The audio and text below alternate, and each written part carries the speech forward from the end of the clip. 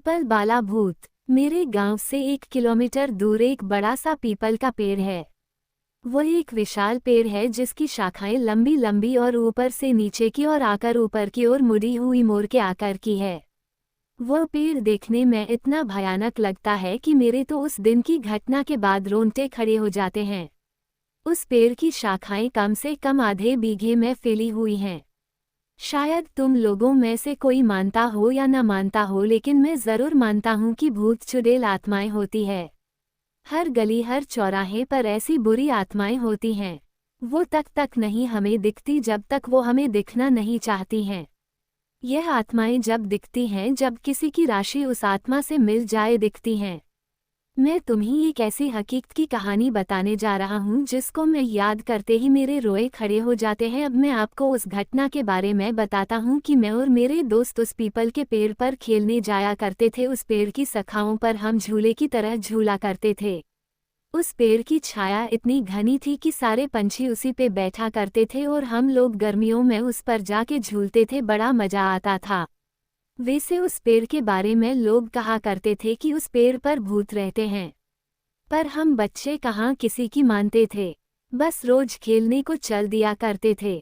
एक बार की बात है, दोपहर का समय था। हम 3 दोस्तों ने, मैं और मेरे 2 दोस्त उस दिन जल्दी चले गए। 12 बजे का समय था। हम लोग वहां पहुंच गए और हम लोगों ने प्लान बनाया कि हम लोग ऊंचाई पर जाके छिप जाते हैं और वो लोग आएंगे तो हम लोग उन्हें भूत बनकर डराएंगे। और हमने अपने अपने पेंट में कुछ पत्थर भर के ऊपर चढ़ गए। दोस्तों, एक बात और बता दूं कि उस पेड़ से 2 खेत दूर एक कुआं था जिस पर कोई रहता नहीं था, बस एक रस्सी और बाल्टी के सिवाय। हम लोग जब खेल खेल कर थक जाते थे तो उस पर जाकर पानी पिया करते थे।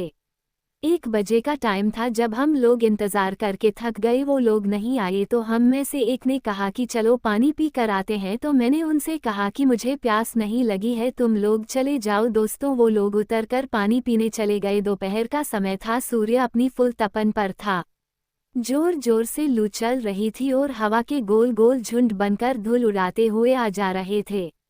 आप लोग जानते होंगे, गांव में इन हवा के गोलाकार को गंदूरा कहते हैं। एक ऐसा ही हवा का गोला मैंने पीपल की ओर आते हुए देखा। बड़ी धूल उड़ाए हुए वो आया और पीपल के सारे पत्ते आवाज करने लगे, खर खर, और कुछ टूट के गिरने लगे। धूल की वजह से तो मेरी आंखें बंद हो गई। सारे पंछी उड़ गए एकदम। मैंने जब आंखें खोली तो क्या देखता हूँ, एक काली सी शक्ल का, बड़े बड़े बालों वाला और इतना डरावना इंसान मेरे सामने वाली डाली पर बैठा है। एकदम मेरे डर के मारे हाथ छूट गए और मैं नीचे जा गिरा। नीचे गिरते ही मैं बेहोश हो गया। जब मेरी आंखें खुली तो देखा कि मेरे दोस्त पानी पीकर लौट आए हैं। मुझे उठाकर उन्होंने मुझे बिठाया नीचे। पीपल के पत्ते काफ़ी इकट्ठे हुए थे, इसलिए मेरे ज़्यादा नहीं लगी, बस मेरे पैर से थोड़ा सा खून निकल आया था। जब मेरे दोस्त ने पूछा कि क्या हुआ तो मैंने उन्हें बताया कि अभी इस पेड़ पर मैंने भूत देखा है। सारे दोस्त समझ रहे थे कि अजय हमें डराने की कोशिश कर रहा है। उन्होंने कहा, लगता है तुझे प्यास लगी और तू ऊपर से इसलिए गिर गया है। उन्होंने कहा, जा तू पानी पीकर आ, तब तक हम यहीं बैठे हैं। उनकी जिद की वजह से मुझे पानी पीने जाना पड़ा। मैं वैसे भी डरा हुआ था और मेरे हाथ पैर कांप रहे थे। मैं मन ही मन में सोच रहा था कि बस आज मैं यहाँ से निकल जाऊं, कल से मैं यहाँ नहीं आऊँगा। मैंने बाल्टी उठाई और कुएं में डाल दी। जैसे ही कुएं में बाल्टी पहुंची, एकदम से आवाज़ आई और वो आवाज़ ऐसे लग रही थी जैसे कोई पानी में बार बार कूद रहा हो। मैं और डर गया। जबकि रस्सी मैंने आराम से पकड़ रखी थी, तो यह आवाज़ कैसी? मैंने कुएं में जहाँ कर देखा, कुएं के पानी में मुझे वही चेहरा नजर आया। एकदम से मैं पीछे हटा, मुझसे कोई पीछे ऐसे टकराया कि मेरे तो होश उड़ गए और डर के मारे मेरे हाथ से रस्सी कुएं में जा गिरी।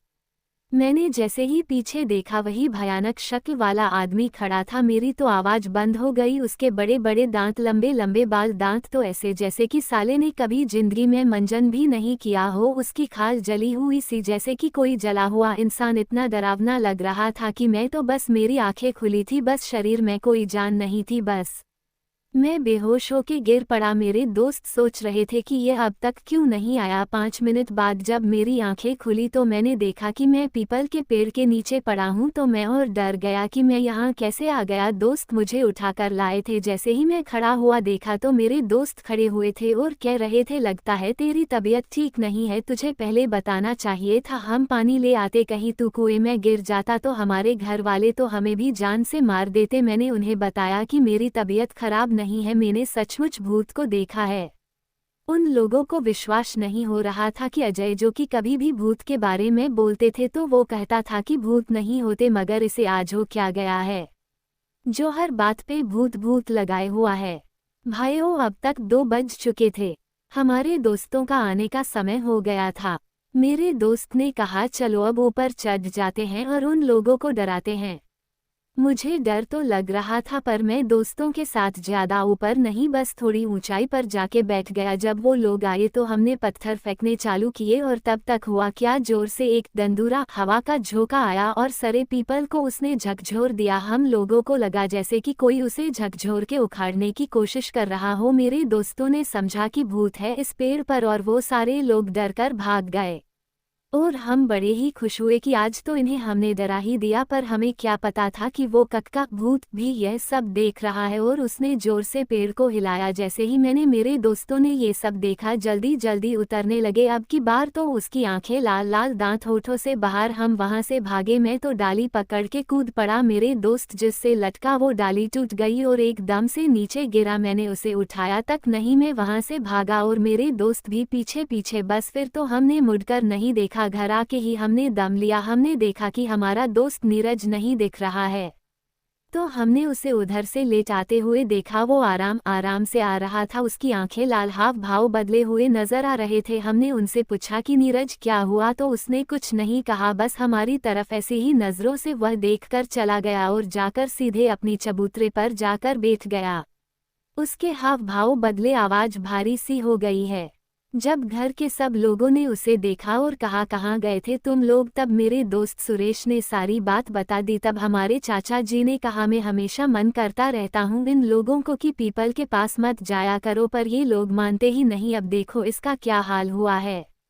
अब जाकर भगत जी को बुला के ले आओ। हमारे गांव में एक बाबा हैं शियाराम, जो हनुमान के मंदिर में रहते हैं और पूजा करते हैं। वो तंत्र मंत्र इन चीज़ों में माहिर हैं, इसलिए उन्हें लोग भगत जी के नाम से बुलाते हैं। तब मैं जाकर मंदिर से भगत जी को बुलाया। भगत जी ने मुझसे कहा कि पहले कुल्ला कर और जाकर हनुमान के मंदिर से भभूत राख लेकर आ। तब मैंने राख ली। तब तक भगत जी ने कुल्ला करके अपना कमंडल, साधुओं के पास जो पानी पीने के लिए होता है, उठाया और चल दिए और मैं उनके पीछे पीछे चल दिया। भगत जी वहां पहुंचे और पहुंचते ही सब समझ गए और कहा, भाई तुम यहाँ क्या लेने आए हो।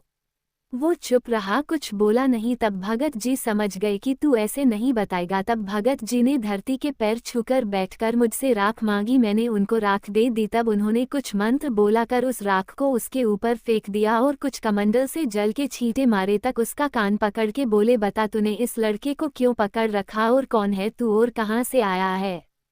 तब उसने बताया कि मैं पास के पीपल के पेड़ पर रहने वाला भूत हूँ। ये लोग मुझे दोपहर के समय सोने नहीं देते थे, इसलिए मैंने इनको डराया और इसको पकड़ लिया। भगत जी बोले, तू पीपल को छोड़ और कहीं दूर जंगल में चला जा, और वो पीपल बच्चों के खेलने के लिए है, पर मैं कहाँ जाऊंगा। तब भगत जी ने कहा कि तू ऐसे ही चला जाएगा या फिर निकालूं अपना वज्र। और भगत जी की आंखें लाल हो गई। तब भूत ने कहा, आप मेरा कान छोड़ोगे तभी तो मैं जाऊंगा। देख कितना अच्छा बच्चा है, इतना जल्दी समझ गया। एकदम नीरज हिला और वो नॉर्मल हो गया, जैसे कि अभी सोकर जगा हुआ है। तब भगत जी ने कहा, जाओ अब पीपल वाला भूत भाग चुका है, अब तुम कभी भी जाकर उस पेड़ पर खेल सकते हो।